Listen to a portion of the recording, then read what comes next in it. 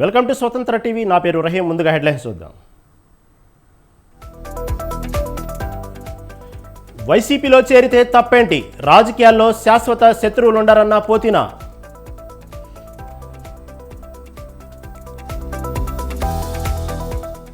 CID ఇచ్చిన వివరణ హాస్యాస్పదం, హెరిటేజ్ పత్రాలపై పట్టాభి స్పందన.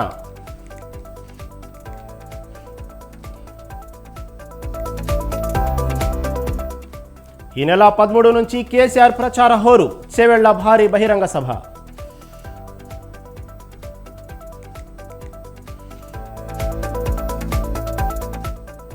కాంగ్రెస్ అధికారంలోకి వస్తే మళ్లీ మాఫియా పాలన, అభివృద్ధి కోసం బీజేపీకి ఓటు వేయాలన్న కిషన్ రెడ్డి.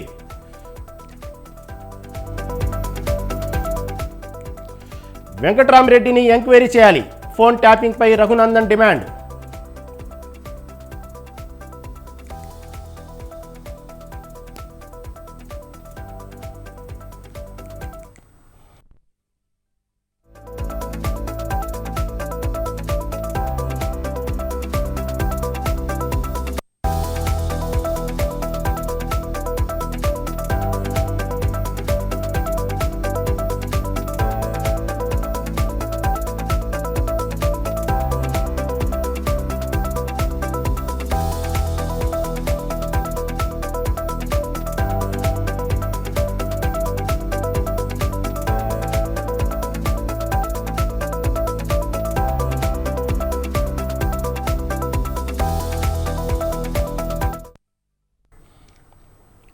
బ్రేకింగ్ న్యూస్ చూస్తున్నాం. లోక్సభ ఎన్నికల వాతావరణంలో రాష్ట్రం రోజు రోజుకు వేడెక్కుతుంది.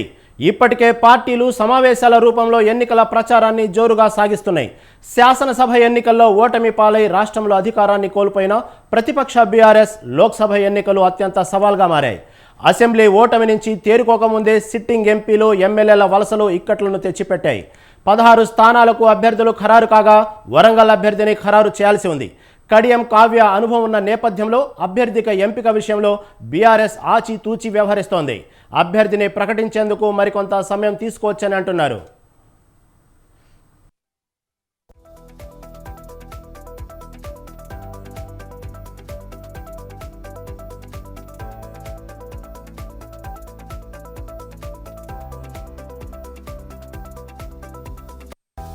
ఉగాది పండుగ తర్వాత గులాబీ పార్టీ ప్రచారం మరింత ఉధృతమవుతుందని పార్టీ వర్గాలు చెప్తున్నారు. అధినేత కేసీఆర్ ఎన్నికల ప్రచారంలో దిగనున్నారు. 13వ తేదీన చేవెళ్ల వేదికగా జరగనున్న బహిరంగ సభలో కేసీఆర్ పాల్గొంటారు. 15వ తేదీన మెదక్లోనూ కేసీఆర్ సభ జరగనుంది.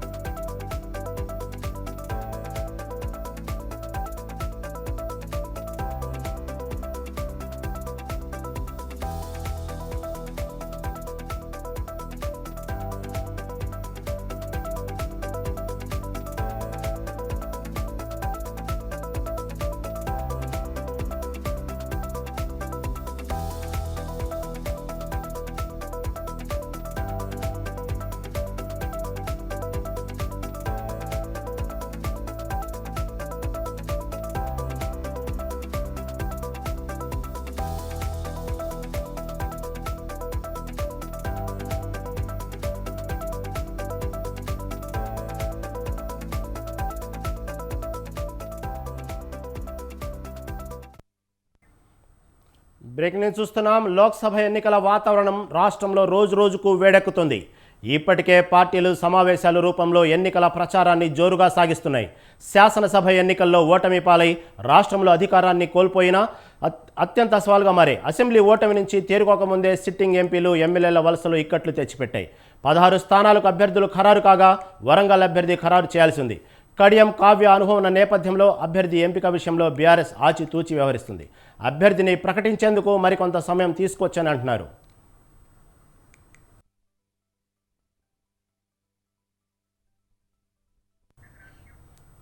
దీనిపై మరింత సమాచారం మా ప్రతినిధి సమీర్ అందిస్తారు. ఇప్పటికే బీఆర్ఎస్ అధినేత కేసీఆర్ రాష్ట్ర వ్యాప్తంగా రైతుల సమస్యలపై క్షేత్రస్థాయిలో పర్యటన చేస్తున్నారు. ఈ నెల 15వ తేదీ తర్వాత రాష్ట్ర వ్యాప్తంగా బస్సు యాత్ర ద్వారా లోక్సభ ఎన్నికల ప్రచారానికి శ్రీకారం చుట్టనున్నారు. ఈ నెల 13వ తేదీన చేవెళ్లలో బీఆర్ఎస్ పార్టీ భారీ బహిరంగ సభ ఏర్పాటు చేయబోతుంది. చేవెళ్ల తర్వాత 15వ తేదీన మెదక్ పార్లమెంట్ నియోజకవర్గానికి సంబంధించి మెదక్ లో భారీ బహిరంగ సభను ఏర్పాటు చేసింది.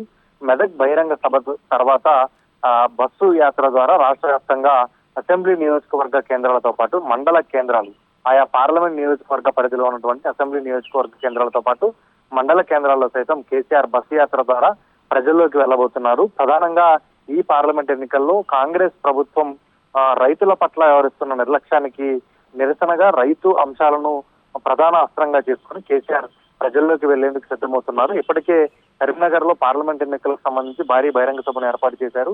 ఇక కేవలం మెదక్ 2 లోక్సభ నియోజకవర్గాలకు సంబంధించి బహిరంగ సభలు ఏర్పాటు చేసిన తర్వాత మిగిలిన పార్లమెంట్ నియోజకవర్గాలకు సంబంధించి బస్సు యాత్ర ద్వారానే ప్రజల్లోకి వెళ్లాలని కేసీఆర్ నిర్ణయించుకున్నారు. బస్సు యాత్ర ద్వారా అసెంబ్లీ నియోజకవర్గ కేంద్రాల్లో, మండల కేంద్రాల్లో రోడ్ షోలు నిర్వహించి అక్కడ ప్రజలను ఉద్దేశించి మాట్లాడితే పార్టీకి మైలేజ్ వస్తుంది. భారీ బహిరంగ సభలు ఏర్పాటు చేయడం ద్వారా పార్టీకి ఖర్చు ఎక్కువ అవడంతో పాటు జన సమీకరణ కష్టసాధ్యం అవుతుందని బీఆర్ఎస్ నేతలు కేసీఆర్ దృష్టికి తీసుకువెళ్లారు. దాంతో కేసీఆర్ బస్సు యాత్రలకు శ్రీకారం చుట్టారు. ఈ నెల 15వ తేదీ తర్వాత రాష్ట్ర వ్యాప్తంగా లోక్సభ ఎన్నికలకు సంబంధించి బస్సు యాత్ర ద్వారానే కేసీఆర్ ప్రచారం చేయబోతున్నారు. Okay right, thank you Saveen.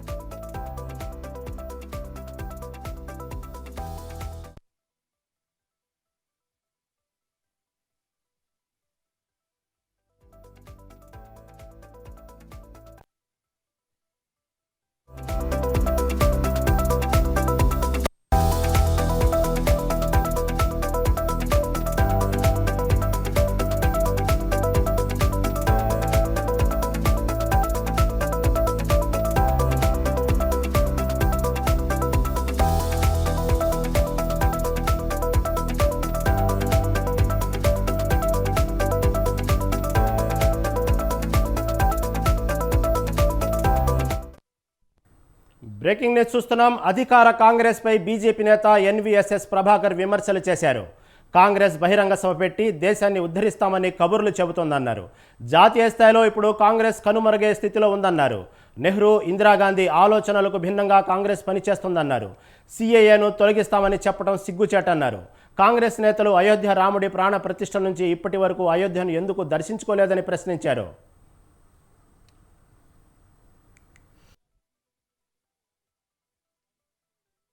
Rahul Gandhi bail మీద ఉన్నాడు, దేశవ్యాప్తంగా తిరుగుతున్నాడు. ఆయన బెయిల్ ఎప్పుడు రద్దు అవుతుందో ఎవరికి తెలియదు. బెయిల్ మీద ఉన్న వాళ్ళు, జైలుకి వెళ్ళిన వాళ్ళు మాట్లాడే మాటలు అవే. ఈరోజు ఈ ఐఎన్డిఐ కూటమిలో ఉన్నటువంటి ప్రతి నాయకుడు, ప్రతి పార్టీ, ప్రతి ఒక్క వ్యక్తి ఏదో ఒక విచారణని వాళ్ళ అధికారంలో ఉన్నప్పుడు చేసినటువంటి కుంభకోణాల యొక్క ఆధారంగా ఎదుర్కొంటున్నారు. ప్రతి కేసు కూడా సుప్రీంకోర్టు పర్యవేక్షణలో జరుగుతూ ఉన్నది. సుప్రీంకోర్టు పర్యవేక్షణలో సాగుతున్నటువంటి విచారణలు, ఈ సిబిఐ, ఐడి, తర్వాత ఈడీ, తర్వాత ఇన్కమ్ ట్యాక్స్ డిపార్ట్మెంట్, ఇవన్నీ రాజ్యాంగబద్ధ సంస్థలు. ఈ కాంగ్రెస్ జేబు సంస్థలు కాదు, బీజేపీ జేబు సంస్థలు కాదు. ప్రశాంత్ కిషోర్ చాలా స్పష్టంగా చెప్పాడు, బీజేపీని నిలువరించలేరు అని చెప్పాడు. మళ్ళీ ప్రధానమంత్రి మోడీనే అని చెప్పాడు. 370 మాకు, 400 మా మిత్రపక్షాలకు కలిపి అని చెప్పారు. ఇంకొక వారం రోజులు అయిన తర్వాత అది కూడా అంగీకరిస్తాడు ఆయన. రాహుల్ గాంధీ బెయిల్ మీద ఉన్నాడు, దేశవ్యాప్తంగా తిరుగుతున్నాడు. ఆయన బెయిల్ ఎప్పుడు రద్దు అవుతుందో ఎవరికి తెలియదు.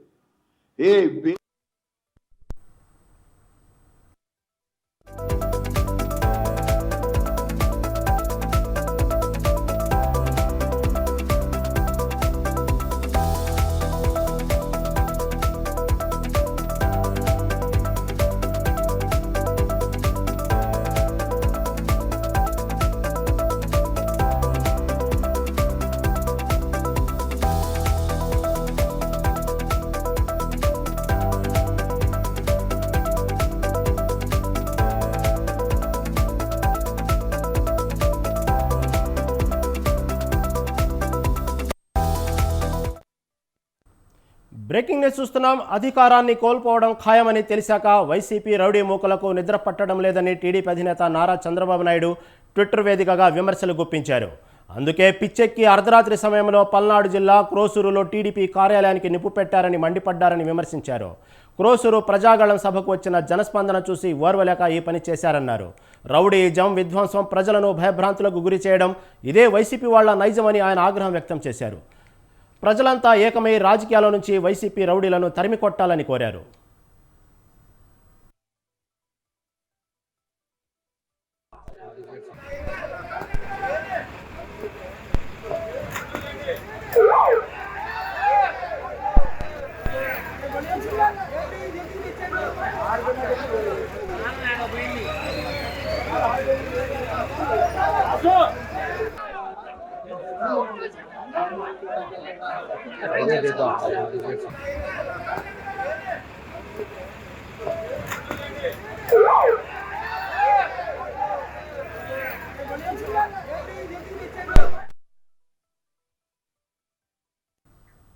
క్రోసూరులో దగ్ధమైన టీడీపీ కార్యాలయాన్ని భాష్యం ప్రవీణ్, మాజీ ఎమ్మెల్యే కొమ్మలపాటి శ్రీధర్ పరిశీలించారు.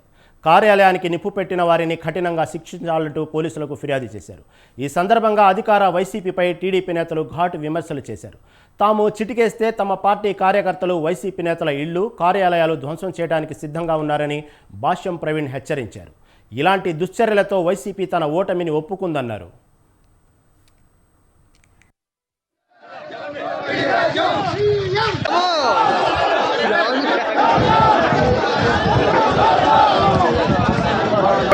పరిశోధించి పోలీస్ డిపార్ట్మెంట్ తోటి అన్వేషణ చేయించి వాళ్ళని పట్టుకోవాల్సిన బాధ్యత ఉంది, శిక్షించాల్సిన బాధ్యత ఉంది, ప్రజలకు రక్షణగా ఉండాల్సిన బాధ్యత ఉంది. ఇక్కడ అభ్యర్థిత్వాన్ని తీసుకున్న భాష్యం ప్రవీణ్కి రక్షణ కల్పించాల్సిన బాధ్యత ఉంది. అదే విధంగా పార్టీ కార్యాలయాలను కూడా మీరు నిశ్చితంగా పరిశీలన చేసి అవసరమైతే రక్షణ కల్పించాల్సిన బాధ్యత పోలీస్ డిపార్ట్మెంట్ ఉందనేది కూడా, భద్రత కల్పించాల్సిన బాధ్యత ఉందనేది కూడా నేను డిమాండ్ చేస్తున్నాను. తప్పనిసరిగా ఇప్పుడే మా అధినాయకత్వం కూడా ఆలోచిస్తుంది దీని మీద ఏ విధంగా మరి కంప్లైంట్ ఇవ్వాలి, మరి దీని మీద చర్యలు తీసుకోవాలనే దాని మీద కూడా ఆలోచిస్తుంది. పల్నాడు జిల్లాలో ఈ రోజు కొత్తగా వచ్చిన ఎస్పీ గారు కానివ్వండి, అదే విధంగా కలెక్టర్ గారు కానివ్వండి, ఆర్ఓ గారు కానివ్వండి, అదే ఎన్నికల అధికారులు కానివ్వండి, శ్రద్ధ పెట్టి దీన్ని పరిష్కరించాల్సిన బాధ్యత, రక్షించాల్సిన బాధ్యత, ప్రజాస్వామ్యాన్ని కాపాడాల్సిన బాధ్యత ఈ రోజు వారి మీద ఉందనేది కూడా నేను తెలియజేస్తూ, అంటే పిరుగువాడా నేను చెప్తున్నాను, భాష్యం ప్రవీణ్ వెనక తెలుగుదేశం పార్టీ ఉంది. ఒకసారి గుర్తుపెట్టుకోవాలి, ఒకటే ఆలోచించాలి. కొత్త అభ్యర్థి కాదు, పాత అభ్యర్థి కాదు. అదే విధంగా ఈరోజు పార్టీ మీద నేను మాట్లాడుతున్నాను. పార్టీ అనేది చాలా బలమైంది. తెలుగుదేశం పార్టీ పెదకూరపాడు నియోజకవర్గంలో ప్రతి కార్యకర్త ఒక సైనికుడు, ఒకటి గుర్తుపెట్టుకోవాల్సిన పరిస్థితి ఉంది.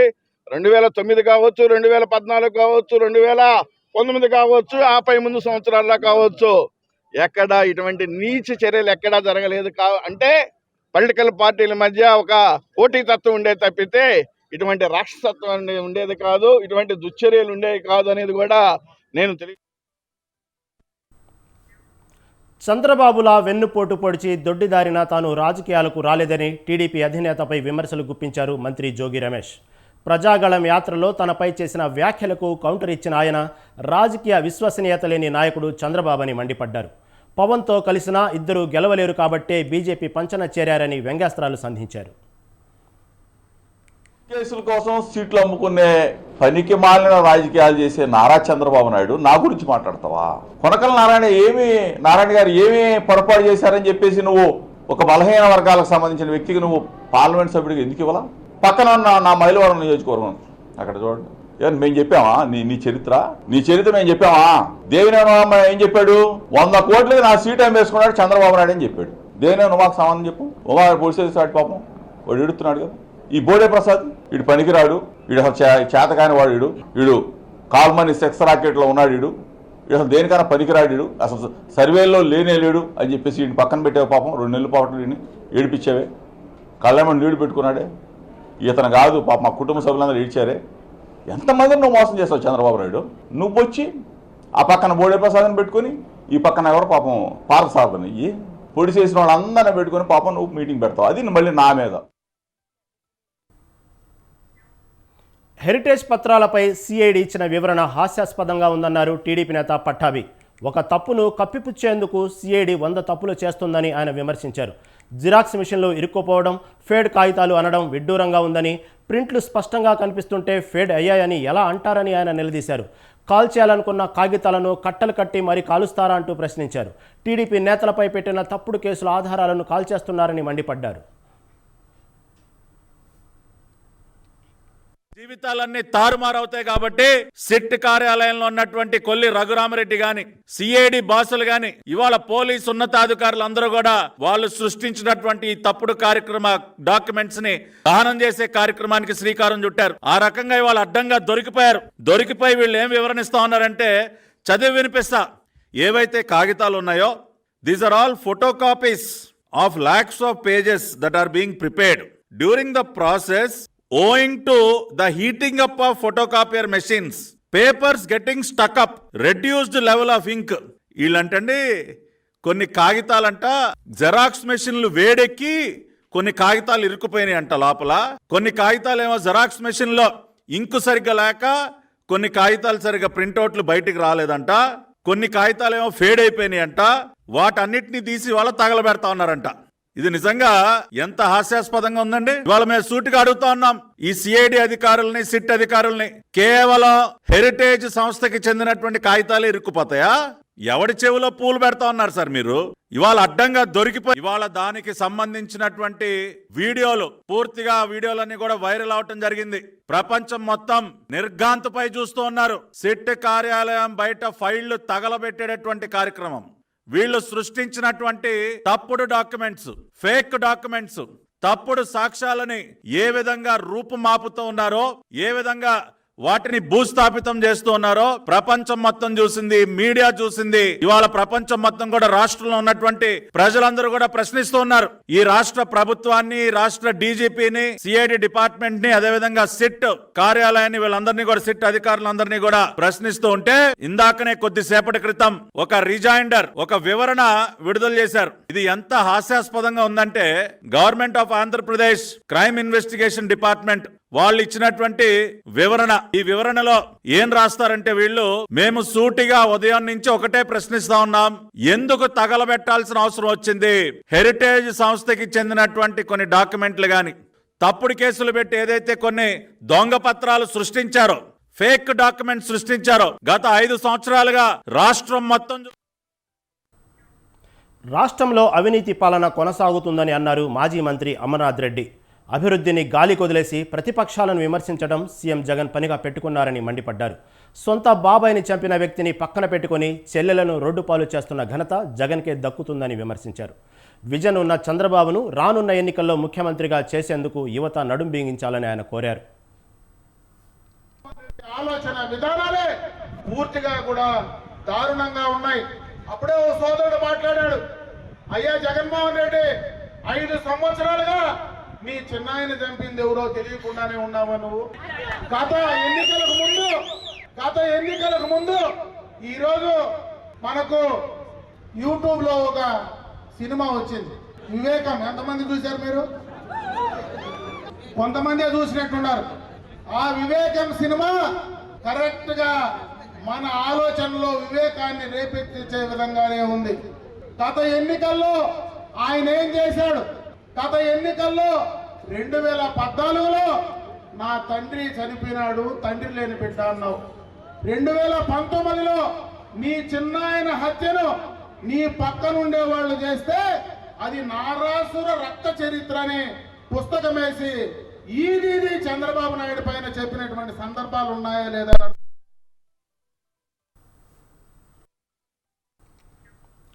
లోక్సభ ఎన్నికల ముందు బీఆర్ఎస్కు షాకుల మీద షాకులు తగులుతున్నాయి. 2023 ఎన్నికల్లో పార్టీ అధికారం కోల్పోవడంతో అప్పటి వరకు అండగా ఉన్న గులాబీ నేతలు ఒక్కొక్కరుగా గుడ్ బై చెబుతున్నారు. తాజాగా ఖమ్మంలో కారు పూర్తిగా ఖాళీ అయిపోయింది. జిల్లాలో ఉన్న ఒక్కగానొక్క ఎమ్మెల్యే కాస్త కారు దిగి కాంగ్రెస్ కండువా కప్పుకున్నారు. దీంతో ఎన్నికల ముందు మంత్రి పొంగులేటి చేసిన శపథం నెరవేర్చుకున్నట్లయింది.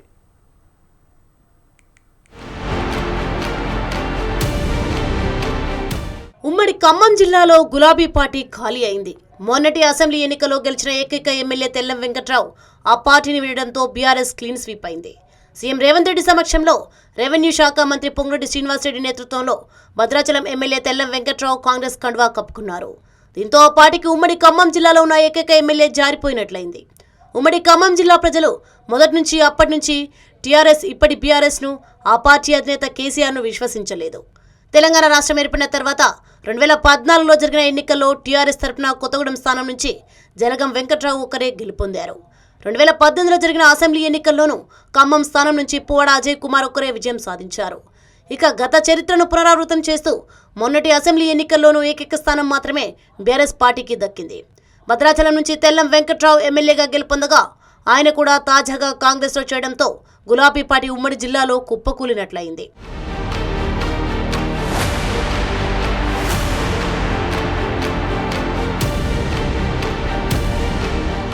మొన్నటి అసెంబ్లీ ఎన్నికల్లో ఉమ్మడి జిల్లాలోని 10 స్థానాల్లో 8 స్థానాలను కాంగ్రెస్ పార్టీ అఖండ మెజార్టీతో కైవసం చేసుకుంది. అలాగే పొత్తు నేపథ్యంలో సిపిఐకి కేటాయించిన కొత్తగూడెంలోనూ కాంగ్రెస్ కూటమి నెగ్గింది. దీంతో 9 స్థానాల్లో కాంగ్రెస్ విజయం సాధించినట్లయింది. భద్రాచలం అసెంబ్లీ సెగ్మెంట్ ప్రముఖ వైద్యుడు తెల్లం వెంకట్రావు బీఆర్ఎస్ తరపున పోటీ చేసి స్వల్ప మెజార్టీతో గెలుపొందారు. అయితే ఎన్నికల ఫలితాల్లో ఆయన విజయం సాధించినప్పటి నుంచి కాంగ్రెస్ పార్టీలో చేరతారన్న ప్రచారం ఊపందుకుంది.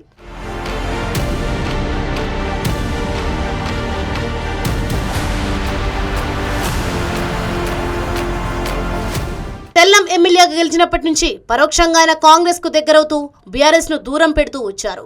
జిల్లాకు చెందిన డిప్యూటీ సీఎం మల్లు బట్టి విక్రమార్క, మంత్రులు తుమ్మల, పొంగులేటి భద్రాచలం శ్రీ సీతారామచంద్రస్వామి దర్శనం కోసం వచ్చినప్పుడు ఐటీసీ గెస్ట్ హౌస్ లో తెల్లం వెంకట్రావు మర్యాదపూర్వకంగా కలిశారు. అప్పుడే ఆయన కాంగ్రెస్ లో చేరతారనే వార్తలు వినిపించాయి.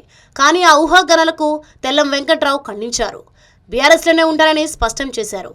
అయితే ఆ తర్వాత మార్చి 1న మిడిగడ ప్రాజెక్ట్ సందర్శనకు బీఆర్ఎస్ ఎమ్మెల్యేలు వెళ్తుంటే తెల్లం డుమ్మా కొట్టారు.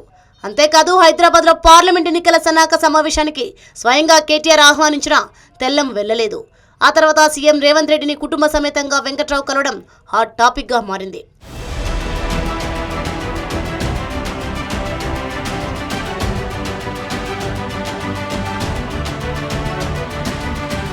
ఇక ఇల్లెందులో జరిగిన కాంగ్రెస్ పార్టీ సమావేశానికి జిల్లాకు చెందిన ఎమ్మెల్యేలతో కలిసి వెంకట్రావు హాజరయ్యారు. క్యాంపు కార్యాలయానికి ఉన్న బీఆర్ఎస్ ఫ్లెక్సీలు తొలగించినప్పుడే ఆయన పార్టీ మారుతారని స్పష్టమైంది. తాజాగా తుక్కుగూడ సభలోనూ తెల్లం వెంకట్రావు పాల్గొన్నారు. ఫైనల్ గా ఆ తర్వాతి రోజు ఉదయం సీఎం రేవంత్ రెడ్డి సమక్షంలో తెల్లం వెంకట్రావు కాంగ్రెస్ కండువా కప్పుకున్నారు.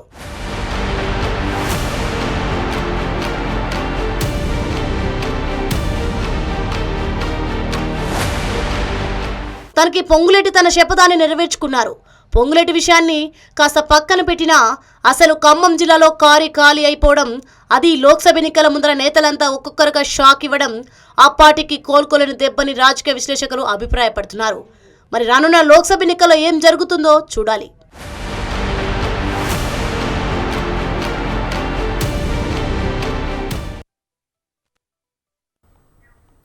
త్యాగాల చరిత్ర గాంధీ కుటుంబానిదని, మతోన్మాద బీజేపీని గద్దెదించాలని మంత్రి సీతక్క పిలుపునిచ్చారు. ఆదిలాబాద్ జిల్లాలో బూత్ లెవెల్ ఏజెంట్లు, కోఆర్డినేటర్ల సమావేశం జరిగింది. ఈ సమావేశానికి హాజరైన మంత్రి సీతక్క భవిష్యత్తు బాగుండాలంటే కాంగ్రెస్ను గెలిపించాలని కోరారు. 34 ఏళ్ల తర్వాత ఇందిరమ్మ ఫ్యామిలీ నుంచి రాహుల్ ప్రధాని కావాలంటే ఎంపీ అభ్యర్థులను గెలిపించాలని కోరారు. కేంద్రంలో కాంగ్రెస్ వస్తేనే ప్రజలకు మేలు జరిగే చట్టాలు వస్తాయని తెలిపారు. పెట్టుకున్నది మన విశ్వాసం. కానీ ఈరోజు ఈ రాష్ట్రం అభివృద్ధి చెందాలంటే, మన పిల్లలకు ఉద్యోగాలు రావాలంటే, మన ఊర్లు అభివృద్ధి కావాలంటే, ఇవాళ ఇచ్చినటువంటి ప్రతి గ్యారంటీ మనకు చెందాలంటే ఇక్కడ రేవంత్ రెడ్డి నాయకత్వంలో కాంగ్రెస్ ప్రభుత్వం ఉంది. ఎప్పుడు కూడా గతంలో కూడా మీరు బీజేపీని గెలిపించారు. ఇక్కడ ఎంపీగా ఏం జరిగింది? కనీసం ఒక ఊర్లో ఒక రోడ్డుకు, ఒక బ్రిడ్జికి పర్మిషన్ కావాలంటే ఢిల్లీ నుంచి అనుమతులు కావాలంటున్నారు. ఇచ్చిన మాట తప్పకుండా పనిచేసే బాధ్యత మాది. కాబట్టి బీఆర్ఎస్ కు ఓటేసినా, బీజేపీకి ఓటేసినా వేస్ట్ అనే 10 ఏళ్ళ బీఆర్ఎస్ ను పక్కన పెట్టేసారు. ఇక బీజేపీని కూడా పక్కన పెడితే తప్ప ఇంకొకటి కాదు. ఇవాళ సార్వత్రిక ఎన్నికల వేళ సోషల్ మీడియాలో రకరకాలైన విశ్లేషణలు వస్తుంటాయి. ఒక్కొక్కరు ఒక్కో పార్టీకి అనుకూలంగా మాట్లాడుతుంటారు. అయితే కొన్ని విశ్లేషణలు ఆయా పార్టీలకు నచ్చవు. దీంతో రాష్ట్ర ప్రభుత్వాలు చర్యలు తీసుకుంటుంటాయి. తమిళనాడు రాష్ట్రంలో చోటు చేసుకున్న ఘటనపై తాజాగా దేశ సర్వోన్నత న్యాయస్థానం ఆగ్రహం వ్యక్తం చేసింది. యూట్యూబ్లో విమర్శలు చేసే ప్రతి వ్యక్తిని అరెస్టు చేసుకుంటూ పోతే ఎన్నికల ముందు ఎంతమందిని జైల్లో పెడతారు అంటూ స్టాలిన్ ప్రభుత్వంపై సుప్రీంకోర్టు మండిపడింది. సోషల్ మీడియాలో విమర్శలు చేసే ప్రతి ఒక్కరిని జైలుకు పంపడం సరికాదని జస్టిస్లు అభయ్ ఎస్ ఓకా, ఉజ్జల్ భుయాన్లతో కూడిన ధర్మాసనం ఈ మేరకు వ్యాఖ్యానించింది.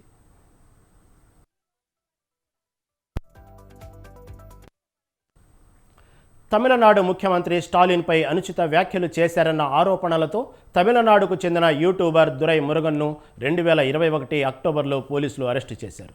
ఆ తర్వాత అతడికి బెయిల్ మంజూరైంది. అయితే న్యాయస్థానం ఇచ్చిన స్వేచ్ఛను దుర్వినియోగం చేశాడన్న కారణంతో 2022లో మద్రాస్ హైకోర్టు డివిజన్ బెంచ్ అతడి బెయిల్ను రద్దు చేసింది. దీంతో మురుగన్ సుప్రీంకోర్టును ఆశ్రయించగా మధ్యంతర బెయిల్ లభించింది. అప్పటి నుంచి అతడు బయటే ఉంటున్నాడు. ఈ క్రమంలోనే రెగ్యులర్ బెయిల్ రద్దును సవాల్ చేస్తూ యూట్యూబర్ దురై మురుగన్ దాఖలు చేసిన పిటిషన్పై అత్యున్నత న్యాయస్థానం తాజాగా విచారణ జరిపింది. ఈ సందర్భంగా తమిళనాడు ప్రభుత్వంపై ఘాటు వ్యాఖ్యలు చేసింది. యూట్యూబ్లో విమర్శలు చేసిన ప్రతి ఒక్కరిని అరెస్టు చేసుకుంటూ పోతే ఎన్నికల ముందు ఎంతమందిని జైల్లో పెడతారు అని ప్రశ్నించింది. కోర్టు ఇచ్చిన స్వేచ్ఛను అతడు దుర్వినియోగం చేసినట్లు ఎలాంటి సాక్ష్యాలు లేవని పేర్కొంది.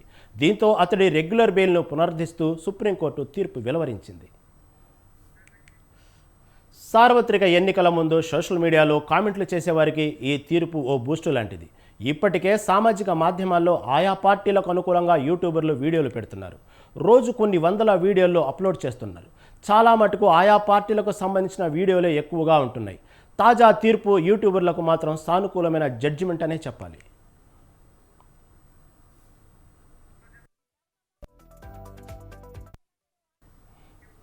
ఇవి ఇప్పటివరకు అప్డేట్స్. మరిన్ని అప్డేట్స్ కోసం చూస్తూనే ఉండండి స్వతంత్ర టీవీ.